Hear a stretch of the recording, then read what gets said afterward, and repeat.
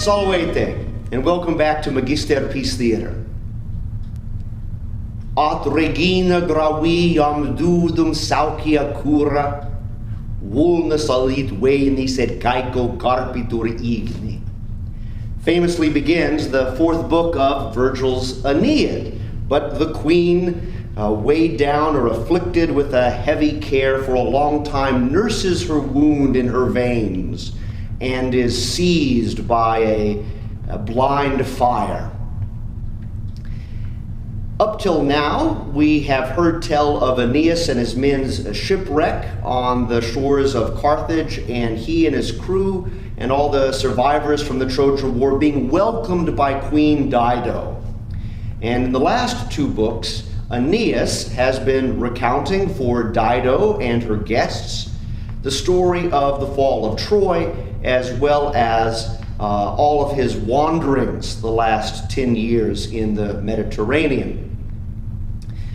Well, today's story picks up with the conclusion of Aeneas's story. We're back at the palace with the queen, and we now learn that Cupid's invisible arrow has accomplished its purpose. Dido has fallen in love with the Trojan leader. So without further ado, the fourth book of Virgil's Aeneid. The Tragedy of Queen Dido. Queen Dido had no idea that in her heart she bore a dangerous, festering wound, the sly work of Cupid's invisible arrow. She knew only that she shook with fever all night and dreamt confused and frightening dreams. The next morning she spoke to her sister Anna. As queen, Dido had few people she could trust. Now she sat on her bed, her face strangely flushed and her palms pressed to her knees. Her words tumbled out unsteadily. "I had fearful dreams last night, Anna. Do you believe they mean disaster? Did you notice our guest at dinner? He has the broadest shoulders. You can tell he's the son of a goddess. I keep thinking about his terrible suffering. Anna, do you know, if I hadn't sworn to love Zacchaeus forever, if I could ever be free to marry again, what am I saying? Anna, don't listen to me. I must be going mad. I swore a public oath before Zacchaeus' tomb. Everyone heard me, including the almighty gods. I am still married to Zacchaeus as much now as on our wedding day. If I ever betrayed him, I should deserve to die." Dido's final words were lost in an outburst of sobbing. Anna reached out to her sister in sympathy and waited for the tears to subside. She chose her words carefully. Anna was not clever, but a lifetime as Dido's sister had taught her a kind of wisdom. "Dido," she said, "we all know how you value honor. Of course, you could spend the rest of your life married to a tomb. But aren't you being selfish? You've refused the love of all the African chieftains, even Iarbas, the grandest of them all. You've proved your loyalty to Zacchaeus. Now you should think of your people." "What do you mean?" The queen was looking up now. "Here we are in a strange land, surrounded by hostile tribes. You've done wonders, Dido, but what if there's a war? What if our brother Pygmalion comes after us? Isn't it time Carthage had a strong man to lead her army? Have you thought what a mighty nation we could become if the Trojans joined us and settled here?" Anna paused long enough to look at Dido's flushed face and trembling, clutching fingers. Confidently now, she went on, "Pray to the gods to release you from your vow. They are not cruel, and Juno has always favored you. You have served her long enough to prove your devotion. This stormy weather is just what we need. The Trojans won't be sailing till the spring." Dido had heard enough. Within the hour, the queen's orders were ringing through the palace, a special day of offerings and prayers to the heavenly gods, with particular devotion to Juno. The courtiers remarked on the queen's excellent sense of piety, and bustled about with preparations, selecting perfect beasts for sacrifice and decking the altars with flowers. It seemed to Dido that the ceremonies calmed her spirit. She arranged a tour of the city for her guests, and chattered happily and long to Aeneas about the splendid plans for great temples, public squares, impenetrable walls, and lofty towers. She hardly heard her own words, knowing only what her heart was speaking. With friendly goodbyes, they returned to their own quarters. But Dido found herself inventing empty messages to be delivered to Aeneas urgently, and then canceled them in shame. She showered gifts on the delighted Iülus, and then locked herself away to cry on her bed. The business of Carthage was forgotten. Impatient officials were told that the queen was unable to see them. The people wondered at her absence from state ceremonies. Left without instructions, workmen abandoned the building sites. The shadows of half-finished towers grew long across the city. High in the home of the gods, Juno was well aware of the change in her favorite city. She approached Venus directly. "Well done," Juno began. "You've managed to overwhelm a poor mortal with your divine power. What now? Why don't we make a bargain, you and I? Let us arrange a marriage. Then Dido can enjoy that love you know so much about, and my Carthage can flourish with a strong king by the queen's side." Venus smiled. "I'm sure you know best. As Jupiter's mighty queen, you must know what the fates intend. If it's decreed that Trojans and Carthaginians must rule a joint kingdom, then go ahead." Juno replied quickly, "You can leave all that to me. My proposal is this. Tomorrow, Dido and Aeneas are planning a hunting party in the woods. While they are out, I shall arrange a sudden cloudburst. Everyone will scatter for cover, and our happy couple will make for the same cave. A perfect setting for a wedding. As goddess of marriage, I shall see that everything is done properly, if you have no objection." Venus bit back another smile and nodded. Day came, and a laughing, well-dressed crowd gathered for the hunt. Barking hounds frisked about, slaves clattered to and fro with spears and nets, and young men showed off their keen horses, proud and anxious to prove their courage. Iülus, astride his first real mount, galloped back and forth, rehearsing fearsome war cries for the lion and wild boar he hoped to meet. Dido's horse stood pawing the ground, a magnificent beast with harness of purple and gold. The queen's outfit was also purple and gold, down to the buckle in her hair and the quiver of arrows slung over her shoulder. As for Aeneas, his rich garments suited his graceful, godlike figure. The rumbling began when they were quite some way from the city. Happy laughter turned to cries of alarm as the sky darkened and hailstones struck fiercely and rapidly at unprotected heads and bodies. "Run!" came the general call, and people made for bushes, huts, overhanging rocks, any shelter they could reach. The Queen of Carthage and the Trojan leader took refuge in a nearby cave. Then Mother Earth herself gave a signal. Juno appeared as matron of honor. In the sky, lightning flared like wedding torches, and a choir of mountain nymphs wailed an eerie hymn. Aeneas looked out and saw only a storm. But Dido's distorted mind formed everything into a ceremony of marriage. No need now, she thought, to fret about her reputation. Her vow was forgotten. It was marriage she lived in now. Almost at once, rumor began to fly about. Rumor is a dreadful monster, full of feathers and eyes and tongues and ears. It screams through the world at night and watches from rooftops by day, never silent, always squawking a mixture of truth and lies. This rumor spread swiftly through the tribes of North Africa, crying, "A Trojan wanderer, Aeneas, has come visiting Carthage. Dido has given up everything for him. They're spending all winter wallowing in disgusting parties, never giving a thought to their royal duties. What a shocking scandal!"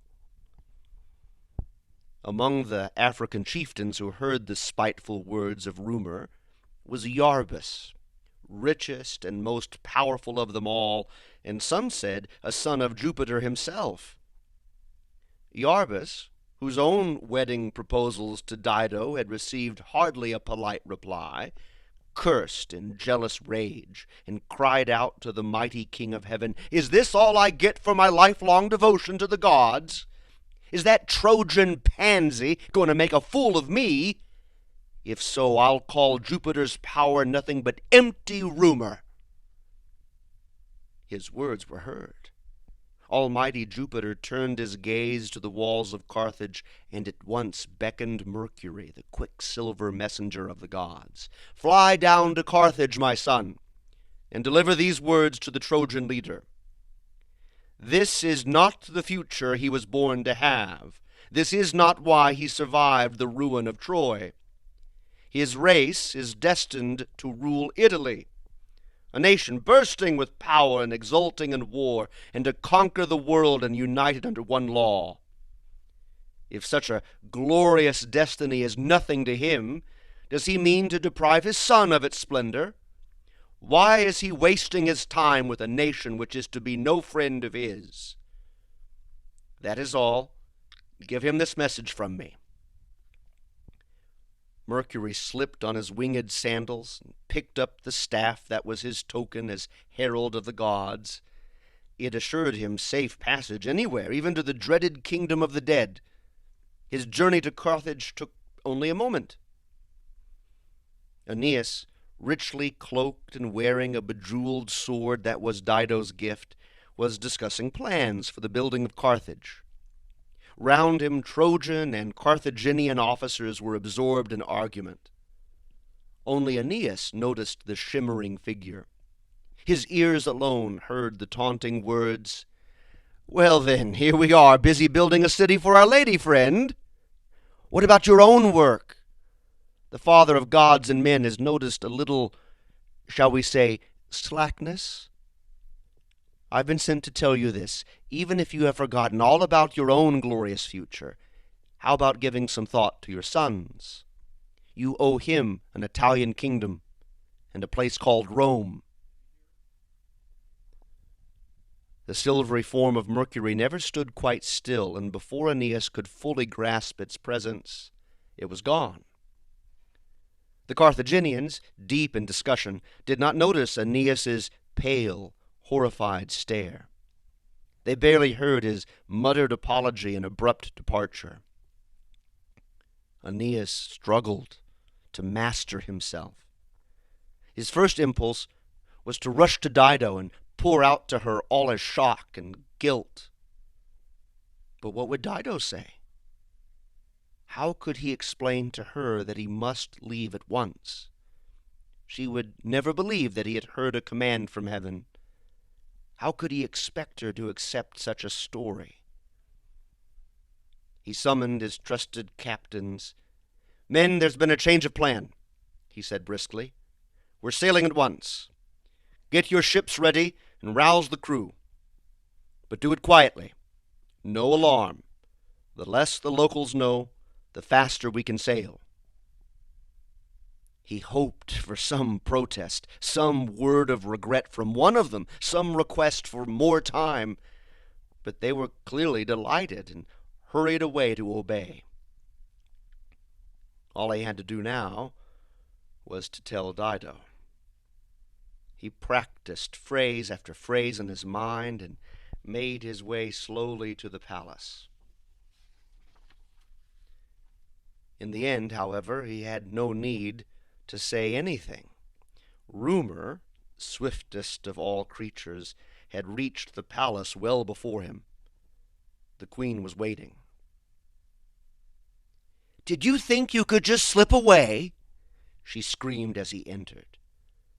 The shrill voice belonged to a woman betrayed, not to the Queen of Carthage. "Never mind your wife. Never mind your marriage vows. Are you so desperate to leave that you'll set sail in this winter weather, and for an unknown land? Would you even sail back to Troy in this season? Is it something I've done? See, I'm begging you now, for the sake of everything we've been to each other, if I've ever helped you in the slightest way, change your mind. Think what fate you're leaving me to suffer. Because of you, all the tribes of Africa hate me. Even my own people resent me now. I gave up for you the dearest thing I had, my vow to Zacchaeus. My reputation is gone. You're leaving me to my murderous brother? Or would you prefer me to beg for the mercy of some savage chief? What can I call you? Deserter? Husband? Guest? If only we could have had a son, a little Aeneas who could remind me of you." Dido's words faded into the silence of despair. Aeneas had to speak. His voice showed little emotion. "Your Majesty, I would never deny nor forget what you have done for me and my people. As long as I live, I shall speak your name with honor. But let me, madam, make a few points about this matter. You're mistaken. I have not been planning a secret escape. I'm not your husband. We've never been married. If the fates had been kind to me, I should still be living in Troy with my family. But instead, I'm summoned to Italy. Apollo's oracles, visions and dreams every night, the ghost of my father Anchises, and now a heavenly messenger, all of them cry the same word, Italy. You, of all people, should understand what drives a man to seek his own land. Please stop tormenting me. Italy's my destiny, not my choice." Aeneas bowed formally as he finished. Avoiding the queen's unbelieving stare, he turned to go. "Stop!" It was the queen's anger that commanded him now. "I have something to say to you before you go. You've shown not a moment of human compassion. So how can I believe your claims to divine or noble parentage? No, you were born of stone, nursed by the heartless cliffs and brought up by wild beasts. I've been too trusting. I saved you and your crew from death and raised you to a high place in my kingdom. And in return, what's my reward? The gods command you to depart? Well, I'll not detain you. Off you go. Chase your Italian kingdom. I only hope that one day you'll regret this, that when it's too late you'll call out my name. You can be sure that I'll come. My spirit will be there to taunt you as you die in agony. Your punishment is waiting." Dido did not stay for any reply. Her departure was regal. She swept through the doorway, stopped, and suddenly fainted. Her horrified ladies carried her to the bedroom. Aeneas stood alone for a few moments, desperate to offer her comfort, his heart melting with love. Then, sighing deeply, he left the palace. He went down to the harbor and sharply ordered the men to be speedier. The slightest delay was impossible. Anna came from the palace with a message for him. The queen was asking the Trojan leader to reconsider the hazards of winter sailing. A short delay would ensure a safe journey. The queen reminded the noble Trojan prince that she was guilty of no crimes against his people, and that he had no cause to vent his anger against her. The queen promised the royal hero that she would never again mention marriage. She only requested a few days to calm her troubled spirit. Aeneas heard all these requests without expression or comment, thanked the queen for her concern, but our arrangements cannot be altered now, he said eventually. Dido now spent all her time before the altars of the gods, performing the sacred rites and examining the offerings. When she saw the wine turn to blood, she was not even surprised. She hung decorations on the memorial to Sychaeus and listened for long hours to the voice she could hear calling from the tomb. Finally she spoke, no longer frantic, to her sister. "Anna, I remember once meeting a witch who told me how to destroy the spell of an evil love. She taught me the ritual, what words to say and what herbs to mix. You must help me.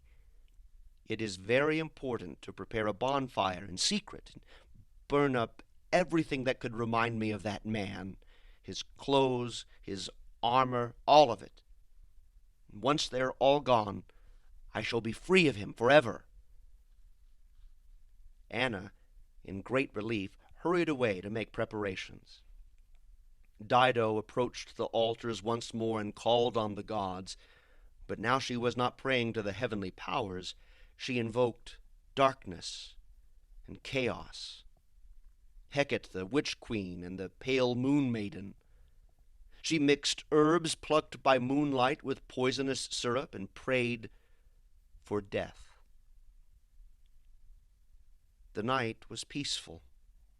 All the country slept, all creatures of the fields of air and water. Dido alone struggled with her final questions. Should I become the bride of a nomad chief? Should I sail after the Trojan fleet? Better die.